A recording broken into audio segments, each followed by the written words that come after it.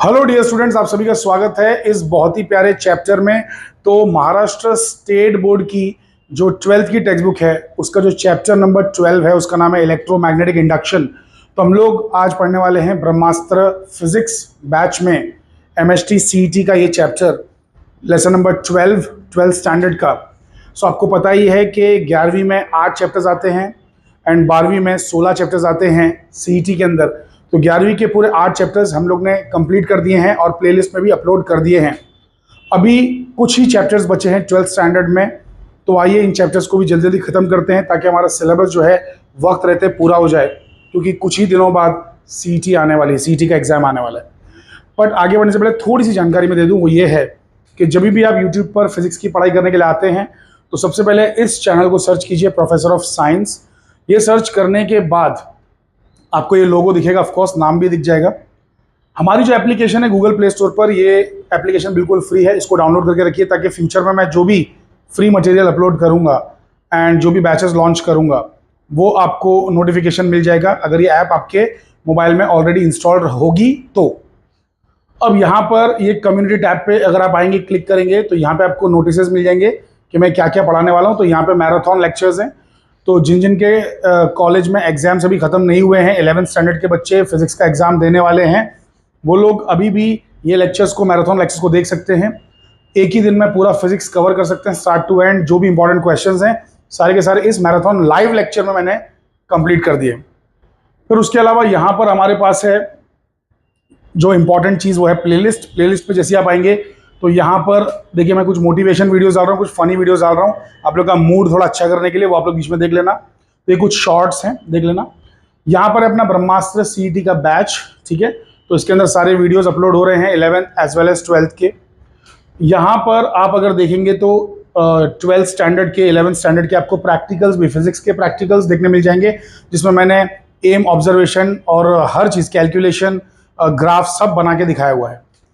और ये है आप लोग के लिए ख़जाना। तो आप लोग इंडिया के किसी भी बोर्ड से बिलोंग करते हैं, आप लोग कोई भी बोर्ड से, Maharashtra board, Haryana board, UP board, Karnataka board, ICSE, IGCSE, जो भी बोर्ड हो आपका, जो भी बोर्ड हो, वो अगर आप फिजिक्स बेसिक पढ़ना चाहते हैं तो इससे बेहतर प्लेलिस्ट हो ही नहीं सकती है।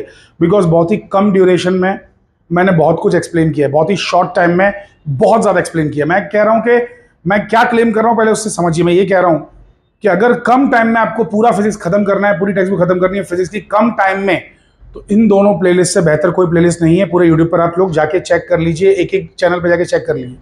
तो बहुत ही शॉर्ट टाइम में यहाँ पे आपको एक एक 2-2 घंटे के अंदर एक एक चैप्टर पूरा का पूरा with concept start to end crystal clear हो जाएगा, आपके दिमाग में चीज़ें बैठ जाएंगी। तो प्लीज़ ये 2 चीज़ें ज़रूर देखिएगा। चलिए, तो अब हम लोग वक्त और ज़ाया नहीं करते हैं और हम लोग आ जाते हैं अपने चैप्टर पे, जिसका नाम है इलेक्ट्रोमैग्नेटिक इंडक्शन। तो यहाँ पे हम लोग कर रहे हैं lesson number 12 EMI, electromagnetic induction. तो हमारा चल रहा है ये ब्रह्मास्त्र बैच MST CET के लिए।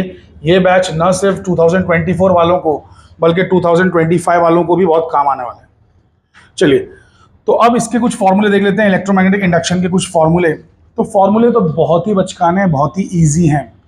जैसे कि एक है फैराडे का लॉ। तो फैराडे और लेंज, इन दोनों का एक लॉ है, वो लॉ है E = d∅/dt, जहाँ पे E जो है वो EMF या वोल्टेज है। इसको EMF भी बोल सकते हो या सिंपली वोल्टेज भी बोल सकते हो। और ये जो है, ये है आपका फ्लक्स, ठीक है। कौन सा वाला फ्लक्स? Magnetic flux. फ्लक्स कुछ नहीं होता है, ज़्यादा सोचने की ज़रूरत नहीं है। फ्लक्स मतलब नंबर ऑफ लाइंस और number of magnetic lines passing through a given area. तो एक गिवन एरिया से कितनी लाइंस पास हो रही है। तो फ्लक्स का अगर फॉर्मूला मुझे कोई लिखने बोले तो बहुत ही सिंपल है, इट इज़ B.A या फिर BA cos थीटा या फिर BA cos ωt, या फिर आप लिख सकते हैं NBA cos ωt। N क्यों लगा दिया?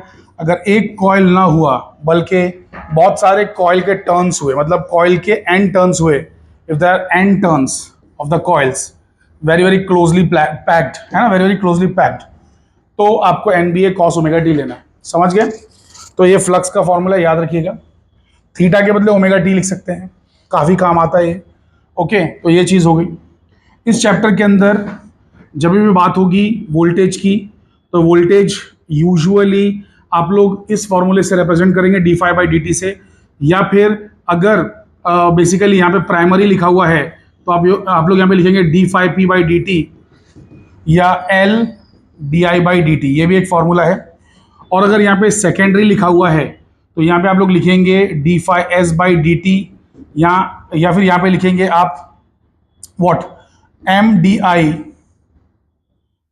यहाँ पे dip/dt हो गया, ये हो गया आपका mdip/dt, ठीक है, mdip/dt। तो प्राइमरी कॉइल के लिए L dip/dt हो जाएगा, सेकेंडरी कॉइल के लिए mdip/dt हो जाएगा। अब आप बोलेंगे सर ये कॉइल कहाँ से आ गया अचानक में? तो कॉइल यहाँ से आया कि आपके पास मान लो इस तरीके से एक कॉइल ये रखा है, दूसरा कॉइल ये रखा है, और नाम लिया गया है ट्रांसफार्मर का। तो जब भी ट्रांसफार्मर का नाम लिया जाएगा तो उसमें दो कॉइल्स रहेंगे, ये दो कॉइल्स, एक को प्राइमरी बोलते हैं, एक को सेकेंडरी बोलते हैं। तो ये फॉर्मूले भी आपको रट लेना है। हालांकि यहाँ पे माइनस साइन भी आता है, लेकिन माइनस साइन को बहुत ज़्यादा ध्यान आपको देना नहीं है। सीईटी में जो क्वेश्चंस आते हैं वहाँ पे माइनस साइन ऑटोमेटिकली कैंसिल हो जाने वाला है, ठीक है। ट्रांसफार्मर की जो इक्वेशन है उसे भी आप लोग याद रखेंगे, ट्रांसफार्मर की इक्वेशन। तो इक्वेशन ये कहती है कि ES/EP होता है NS/NP या IP/IS। इन फॉर्मूले को खाली अगर आपने रट लिया तो आपकी ज़िंदगी बहुत ही आसान हो जाएगी, आपको सारी चीज़ें बहुत आसानी से समझ में आने लगेंगी, ठीक है। आप इसे सॉल्व हो जाएंगी सारी चीज़ें बहुत ही इजीली। अच्छा, फिर इसमें और क्या है, तो जैसे कि XL को बोलते हैं इंडक्टिव रिएक्टेंस, और इसकी वैल्यू होती है ω_L। वैसे ही XC को बोलते हैं कैपेसिटिव रिएक्टेंस, और इसकी वैल्यू होती है 1/ωc, ठीक है। दोनों का जो यूनिट है वो सेम ही होता है, तो दोनों का जो यूनिट है मैं नाम बता दे रहा हूँ, इसका भी ओम है, इसका भी ओम है, तो यूनिट इज ओम, ओके। तो XL हो चाहे XC हो, यूनिट दोनों का ही सेम है। चलिए आगे बढ़ते हैं। सो यहां पर अब आपके पास है और भी चीजें, जैसे कि फॉर एग्जांपल इम्पीडेंस Z। तो Z जो होता है वो √R² plus XL minus XC का स्क्वायर होता है।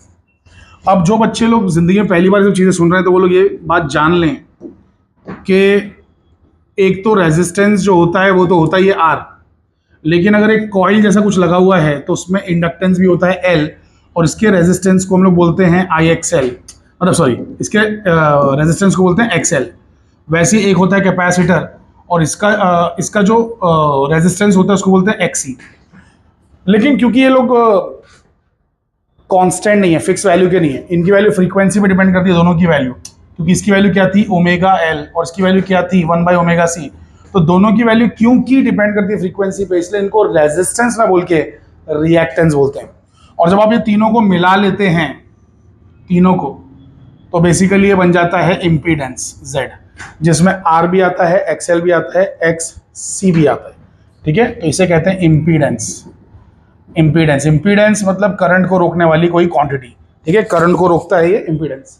समझ गए? तो मैं बहुत ही शॉर्ट में बहुत ही क्विक रिवीजन करवा रहा हूँ, सब लोग ध्यान से देखिए, प्रॉब्लम सॉल्व करने में ये सब चीज़ें बहुत काम आने वाली हैं, okay.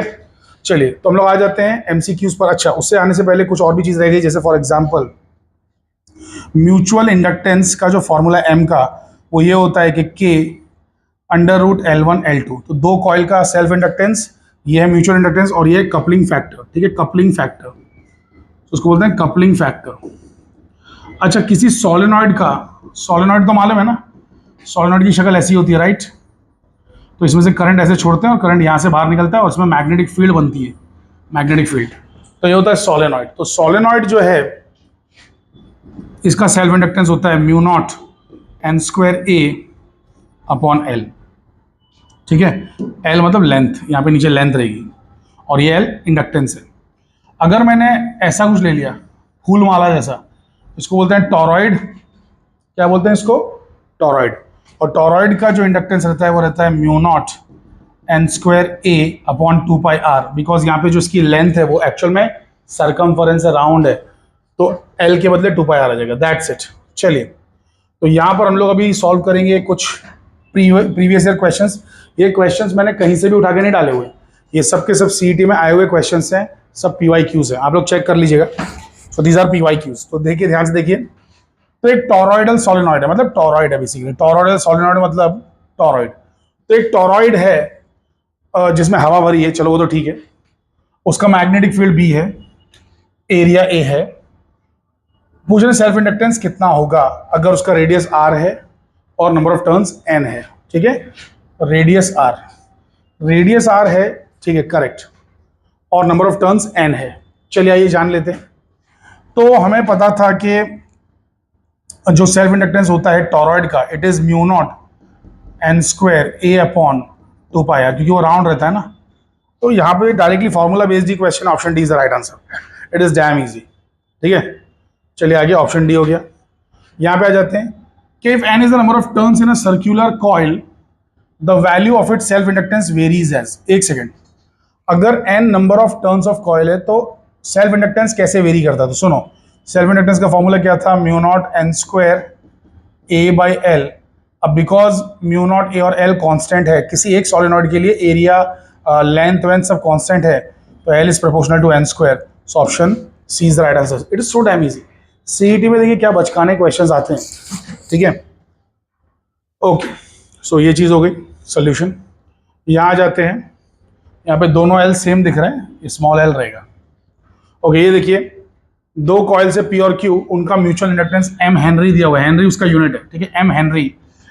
If the current in the primary coil is I equals to I naught sine omega t, then the maximum value of the EMF induced in the coil Q is. तो सुनिए, तो ईएमएफ जो रहता है secondary coil का, उसका formula रहता है M D I P by D T. और ये लोग बोल रहे हैं कि प्राइमरी का करंट इतना है, तो इस प्राइमरी के करंट को मैं आई पी बोल दे रहा हूँ, तो आई पी इतना है, I naught sine omega t, वो यहाँ पे सब्सटीट्यूट कर दे रहा हूँ। तो E S is equals to M D by D T of I P की जहाँ पे आ जाएगा I naught sine omega t, है ना। अब इसका डेरिवेटिव कैसे निकालेंगे? तो आई नॉट कॉन्स्टेंट है, आई नॉट करंट की वैल्यू फिक्स है, आई नॉट पीक वैल्यू है, करंट की पीक वैल्यू, तो उसको बाहर निकाल लेंगे, अंदर छूट जाएगा सिर्फ क्या, साइन ओमेगा टी। अंदर क्या बच जाएगा बच्चा, sign omega T. Sign omega T का जो डेरिवेटिव है वो क्या होता है, कोई मुझे बताएगा बेटा? तो साइन ओमेगा टी में पहले साइन का डेरिवेटिव लो तो बन जाता है कॉस ओमेगा टी, लेकिन टी के साथ में जो चीज़ है उसका भी डेरिवेटिव लोगे आप, मतलब ये ओमेगा टी का भी डेरिवेटिव लोगे, या उसके, या सिंपल शॉर्ट में बोलूँ, शॉर्ट में टी के साथ जो भी उसको मल्टीप्लाई कर दो तो ओमेगा मल्टीप्लाई हो जाएगा बाहर। सो उन लोग पूछ रहे हैं कि सेकेंडरी जो वोल्टेज आया उसकी मैक्सिमम वैल्यू कितनी है। तो आप एक बात जान लीजिए कि जब भी आपको मैक्सिमम वैल्यू लिखना होती है ना, तो राइट साइड में साइन या कॉस होता है ना, उसको उड़ा देने का, तो M I naught omega, that's it, ये आंसर है। सो कॉस या साइन रहेगा उसको गायब कर देने का, तो वो मैक्सिमम वैल्यू रहती है। So option B is the right answer, M I naught omega, M I naught omega. Can you see that, it is so damn easy, खूब सोपा होता, बहुत ही सरल था, खूब सोपा होता, हो गया नहीं, बरोबर है ना। एक सेकेंड, अगला सवाल जो है वो ये है, एक कॉइल है जिसका रेडियस है आर और इसको दूसरे कॉइल पे रखा गया। तो एक सेकेंड, एक कॉइल है जिसका रेडियस है आर, तो एक कॉइल है, इसका रेडियस दिया हुआ है आर, ठीक है, और फिर उसके ऊपर एक दूसरा कॉइल रखा गया स्मॉल आर वाला, है ना। एक second, coil of radius R is placed on the another coil. अच्छा, बड़ा वाला कॉइल जो है उसका रेडियस आर है, उसके ऊपर एक छोटा कॉइल रखा गया जिसका रेडियस स्मॉल आर है, तो एक छोटा कॉइल भी है, तो ये बहुत ही छोटा है, उन लोगों ने क्वेश्चन में दिया it is very very very very small, बहुत ही छोटा है, मैंने फिर भी बड़ा बनाया है, इससे भी छोटा है।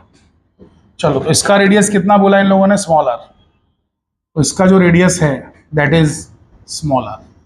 चलो ठीक है, अब पूछा गया if both the coils are coplanar, दोनों कॉइल्स कोप्लेनर, कोप्लेनर मतलब सेम प्लेन में, अरे सेम प्लेन में एक के ऊपर एक रखा हुआ है, एक ही साथ रखा हुआ है, समझ लो कोप्लेनर, एक ही साथ एक ही प्लेन में, ठीक है। और mutual inductance between them is proportional, तो म्यूचुअल इंडक्टेंस का इससे क्या रिश्ता है, म्यूचुअल इंडक्टेंस का क्या रिश्ता है, तो सुनो अब हम लोग कैसे निकालेंगे, ध्यान से देखिएगा, this is very interesting.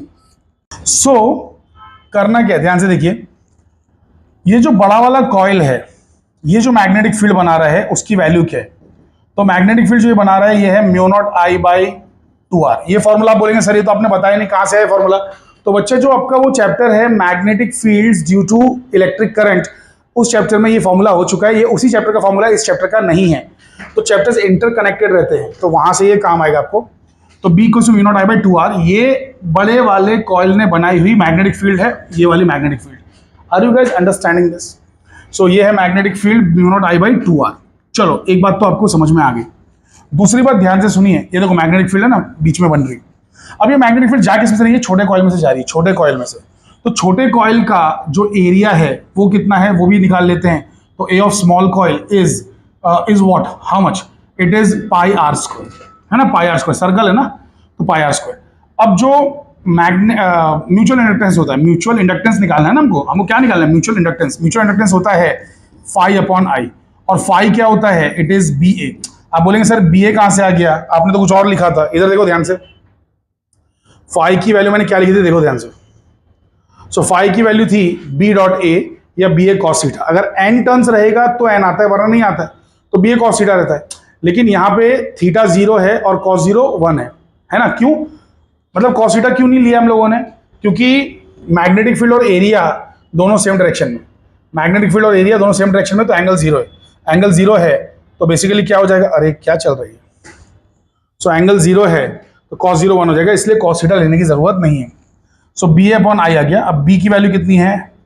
Mu not I upon 2R, नीचे पहले से आई लिखा हुआ है। एरिया कितना है? पाई आर स्क्वायर। तो आप जब यहाँ पे ध्यान से देखेंगे तो ये आई और ये आई कैंसिल हो जाएगा, बचेगा सिर्फ mu naught pi R square upon 2R। तो बाकी सब चीज़ें कांस्टेंट हैं, म्यू नॉट पाई और 2, तो R square by R is the answer. So mutual inductance is proportional to R square by R. ठीक है, so option B is the right answer. देखिए यहाँ पे सोल्यूशन दिया हुआ है। अच्छा यहाँ पे थोड़ी सी मिस्टेक है, 2R आएगा, mu not I by 2R। चलिए ये भी हो गया। फिर यहाँ पे आ जाइए, एक मेटालिक रिंग है P और Q, तो दो मेटालिक रिंग है P और Q, दोनों सेम प्लेन में लाई कर रही हैं। करंट I जो है वो बढ़ रहा है और आगे जा रहा है और उसकी वैल्यू भी बढ़ रही है, वैल्यू बढ़ रही है। Induced current in the metal ring is shown correctly in the figure. Induced current किस में बराबर होगा? तो सुनो सुनो सुनो, ये बहुत ही सिंपल है। करंट जा रहा है इधर, बराबर, करंट इधर जा रहा है, तो करंट इधर जा रहा है तो इसकी मैग्नेटिक फील्ड कैसे बनेगी? अंगूठा इधर बनाओ तो मैग्नेटिक फील्ड ऐसे देखो निकलेगी, ऐसे है ना, आपकी तरफ आ रही है, देखो मैग्नेटिक फील्ड आपकी तरफ, और फिर ऐसा जा रही है, फिर ऐसा अंदर मेरी तरफ जा रही है। तो नीचे से अंदर है और ऊपर से मैग्नेटिक फील्ड बाहर है, आपकी तरफ है, नीचे से मेरी तरफ है। ठीक है, तो इसकी मैग्नेटिक फील्ड, तो ये जो करंट है इसकी मैग्नेटिक फील्ड कुछ ऐसी है, ये करंट है, इसकी मैग्नेटिक फील्ड ऊपर से तो बाहर आ रही है, बाहर आने को हम लोग डॉट से दिखाते हैं आउट, और अंदर जाने को हम लोग ऐसा क्रॉस से दिखाते हैं इन। ठीक है, तो बाहर आना आउट, अंदर जाना इन। ठीक है, ये आप लोग समझ लीजिए। अब होगा क्या, सुनिए। अरे ये जो बंदा मैग्नेटिक फील्ड बना रहा है, मैं उसकी बात कर रहा हूँ भाई। अरे ये बंदा मैग्नेटिक फील्ड बना रहा है कि नहीं बना रहा है? Yes of course, magnetic field इस तरीके से है, इस तरीके से, तो ऊपर से बाहर आ रही है, नीचे से अंदर जा रही है, लाइक दैट। आई होप कि सभी के भेजे में बातें घुस रही हैं। ओके फाइन, सो ये हो गया मैग्नेटिक फील्ड। ठीक है, ये हो गया magnetic field. Now listen very very carefully. यहाँ पे इन लोगों ने कॉइल्स रखे हुए हैं, यहाँ पे इन लोगों ने एक कॉइल इधर रखा है, एक कॉइल यहाँ रखा है। अब कॉइल से बाहर अगर मैग्नेटिक फील्ड निकलेगी तो कॉइल क्या करेगा? अकॉर्डिंग टू लेंजेस लॉ, बाहर निकलने वाली मैग्नेटिक फील्ड का उल्टा फील्ड बनाएगा कॉइल। ठीक है, तो उल्टा फील्ड मतलब अंदर जाने वाली फील्ड बनाना है। क्या बनाना है? अंदर जाने वाली फील्ड। तो ये जो बाहर निकल रही है फील्ड, इसको रोकने के लिए, अरे सुनो, ये बाहर फील्ड क्यों निकल रही है पहले ये सुन लो। करंट उधर जा रहा है, करंट उधर जा रहा है कि नहीं जा रहा है? करंट अगर उधर जा रहा है तो अंगूठा रखने पर मैग्नेटिक फील्ड ऊपर से बाहर और नीचे से अंदर है, ये तो समझ में आ गया। अब ऊपर से बाहर जो फील्ड आ रही है, यहाँ पे आपने एक चूड़ी रख दिया, एक बैंगल रख दिया, एक लूप रख दिया, तो इसमें जो बाहर की तरफ फील्ड आ रही है और ये वक्त के साथ बदल रही है। क्यों बदल रही है? तो ये करंट इंक्रीज हो रहा है, लोग बोल रहे हैं करंट इंक्रीज हो रहा है, तो ये बाहर आने वाली फील्ड बढ़ रही है, तो उससे अपोज करेगा लेंजेस लॉ के हिसाब से, ये अंदर वाली फील्ड बनाएगा। और अंदर वाली फील्ड बनाने के लिए करंट इस कॉइल में, इस लूप में ऐसे घूमेगा, तो यहाँ पे जो करंट आएगा वो ऐसे आएगा। अब यहाँ पर मैग्नेटिक फील्ड अंदर जा रही है और इंक्रीज हो रही है, अंदर जाते वक्त इंक्रीज हो रही है, तो ये क्या करेगा? उल्टी फील्ड बनाएगा बाहर की तरफ।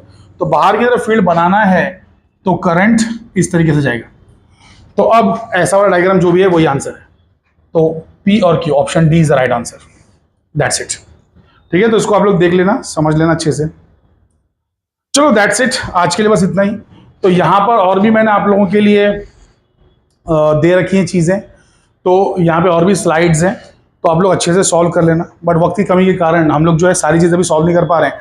बट आपको सॉल्व करने पे कोई भी डाउट आएगा आप टेंशन मत लेना, आप लोग टेलीग्राम पे क्वेश्चन पोस्ट कर देना, ठीक है। और टेलीग्राम पे मैं आपको आंसर दे दूंगा। जैसे कुछ दिन पहले कुछ बच्चों ने क्वेश्चन पूछा था, तो मैंने वो क्वेश्चन का यूट्यूब से स्क्रीनशॉट लिया, वो स्क्रीनशॉट लेके मैंने पहले भेजा ग्रुप में, फिर मैंने सोल्यूशन जो लिखा उस सोल्यूशन को भी फोटो लेके मैंने भेज दिया कि इस तरीके से इसको सॉल्व करना है।